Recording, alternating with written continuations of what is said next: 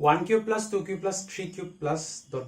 n cube equal to কিমান n into n plus 1 divided by 2 whole square আৰু যত n কিমান belongs to n ঠিক আছে তো প্ৰথমতে আমি স্টেটমেন্ট ধৰি ললো ধৰা হল বুলি ইয়াৰ ৰিলেটেড বস্তুখিনি আমি আগৰ ভিডিওত ভালকে এক্সপ্লেইন কৰিছো তো তোমালোকে এপাক চাই লব পাৰা ঠিক আছে আৰু এটো অকন কনসেপচুৱেল মানে চেপ্টাৰ গতিকে কনসেপ্টখিনি একদম ক্লিয়াৰ ৰাখিবা বেসিক্সটো ক্লিয়াৰ ৰাখিবা ঠিক আছে সেইকাৰণে এপাক চাই লব পাৰা বাকি তোমাৰ কথা আৰু হ'ব বাকি তো ঠিক আছে ধৰা হল sn গুটে স্টেটমেন্ট আমি ধৰি ললো sn বুলি তবা কি কৰিম এটাকে s1 আমি 1 ৰ কাৰণে হসা হয় নহয় চাই লম মানে গতিকে n ৰ জায়গাত কিমান পাতিবা 1 পাতিবা 1 কিউব মানে কিমান 1 আৰু কি হ'ব ইয়াত আমি কি লিখিম 1 লিখিম ইনটু 1 plus 1 by 2 এই গুটেটো whole square plus equal 1 plus 1 কিমান 2 গতিকে 2 by 2 হোল স্কয়াৰ 2 by 2 মানে কিমান 1 1 স্কয়াৰ মানে 1 গতিকে আমি লেফট হ্যান্ড সাইডটো এই যেটো লেফট হ্যান্ড সাইড আৰু যেটো রাইট হ্যান্ড সাইড দুইটা কি পালো ইকুয়াল পালো ঠিক আছে গতিকে আমি কি লিখিম যে এটাকে s1 হসা ঠিক আছে এতিয়া আমি নেক্সট কি কৰিম যে sk + 1 ধৰা হল sk হসা sk টোক আমি হসা বুলি ধৰিলম যাতে ঠিক আছে sk টো কেনেকুৱা থাকে একে sn ৰ নিচিনা খালি n ৰ জায়গাত k আহিব গতিকে কি লিখিবা 1 cube plus 2 cube plus 3 cube plus ... plus কিমান k কিউব equal n ৰ জায়গাত k পাতিম k into k plus 1 divided by 2 আৰু এই গুটেটো কত কি হ'ব হোল স্কয়াৰ হ'ব ঠিক আছে এতিয়া চাবা এই কোৱেশ্চনটোত আমি কি পালো আমি আগৰ কোৱেশ্চনটোত জানাই কৈছিলো ইয়াতো সেই একে কৰিম হা অকন এক্সপ্লেনেশনটো বেছি হৈ যাব ঠিক আছে বেছি হলো কথা নাই আৰু এটো কি হ'ব sk তোমাৰ লেফট হ্যান্ড সাইড এটো sk তোমাৰ ৰাইট হ্যান্ড সাইড ঠিক আছে আমি ইয়াত কি যোগ কৰিম এতিয়া k plus 1 whole cube যোগ কৰিম তেতিয়া কি হ'ব তেতিয়া এটো হ'ব sk plus 1 ৰ লেফট হ্যান্ড সাইড মানে 1 cube plus 2 cube plus 3 cube plus ... k cube ঠিক আছে এটা চোন আমি ইয়া কি বনাম sk plus 1 ৰ লেফট হ্যান্ড সাইড বনাম ঠিক আছে গতিকে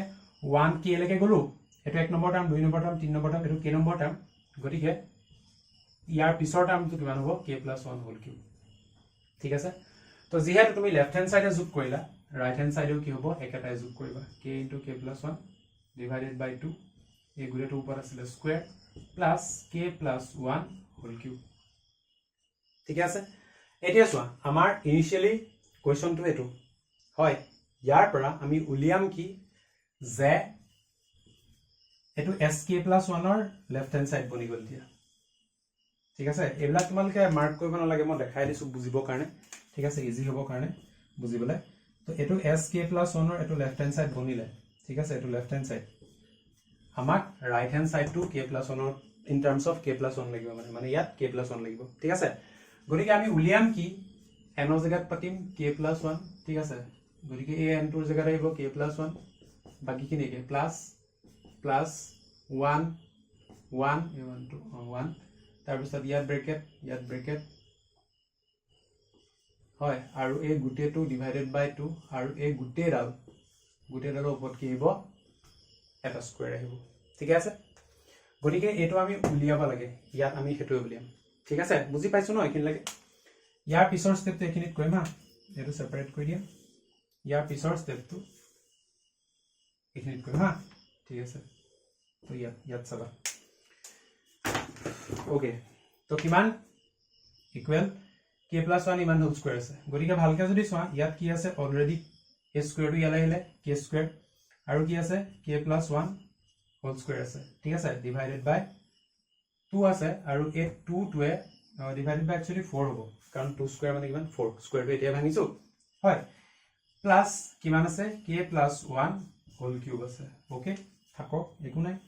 সাইডে ইয়া পূৰণ কৰি ইয়াৰ ওপৰত উঠাই দিম তো k square into k plus 1 whole square plus 4 into k plus 1 whole cube divided by 4 ঠিক আছে ন গতিকে ইয়াৰ পিছৰ স্টেপটো চোৱা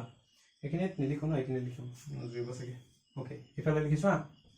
এতিয়া চোৱা k plus 1 এটা আৰু k plus 1 এটা দুইটা সাইডে কি কমন আছে গতিকে মই কি লিখিম k plus 1 টো আগফালে লৈ আহিম actually k plus 1 whole square আনিব পাৰা k plus 1 হোল স্কয়াৰ মই কমন ললো ভিতৰত কি থাকিব ইয়াত থাকিব k স্কয়াৰ এটা অকল k স্কয়াৰ এটা প্লাস ইয়াত কি থাকিব 4 * k plus 1 এটা থাকিব 4 * k plus 1 এটা থাকিব হয় ডিভাইডেড বাই 4 ঠিক আছে না বুজি পাইছো next step so k plus 1 whole square টো সুবই না লাগে k plus 1 হোল স্কয়াৰ না লাগে তাও তাবা ইয়াৰ ভিতৰত কি আছে k square plus 4k plus 4 divided by 4 ঠিক আছে আৰু যদি ভালকে চাও এটো a plus b whole square বনি আছে এটো k plus 1 হোল স্কয়াৰ হয় into k স্কয়াৰ এটো a square plus 2 whole square মানে k plus 2 whole square divided by 4 ঠিক আছে ন হয় k plus 2 হোল স্কয়াৰ বাৰু এতিয়া ইয়াৰ পিছৰখন এখিনিত কৰিম হা ইয়াৰ পিছৰখন এখিনিত কৰিম আৰু এটো কব গলে উলাই আছে আমাৰ ঠিক আছে k plus 1 হোল স্কয়াৰ থাকিব দিয়া একো সুবই না লাগে k plus 1 whole square into কিমান আছে k plus 2 কি লিখিব পাৰা k plus 1 plus 1 লিখিব পাৰা